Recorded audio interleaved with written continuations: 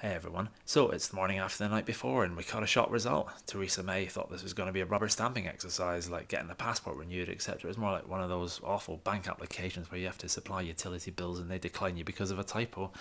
That's off to Jeremy Corbyn, though. He didn't actually win a majority, but he sure as heck managed to defeat the Blairites in the Labour Party, and that might mean we've finally even seen the last of Tony Blair until he eventually ends up on trial at The Hague.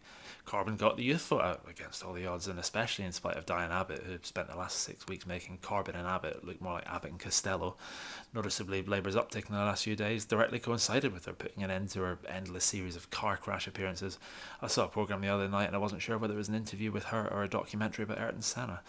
The Lib Dems, having lost most of their target new voters to Labour, are pretty much exactly where they started, but with Vince Cable back, the political equivalent, I suppose, of firing up that old computer in the spare room and upgrading it from Windows 95 to Windows 98. In Scotland, the SNP also got bumped back to reality with Angus Robertson and the big fish himself, Alex Salmond, losing their supposedly safe seats. UKIP and the Greens got hundreds of thousands of votes, but as per usual, got nothing to show for it. Yet more proof that we need proportional representation, if you ask me. It's about the one thing that Caroline Lucas and the Greens actually agree with Paul Nuttall on, apart from not shaving.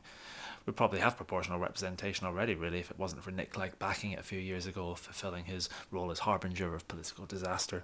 And so that just leaves us with the madness of a minority administration in Downing Street. I'm posting this on Friday morning, and I suppose four questions remain that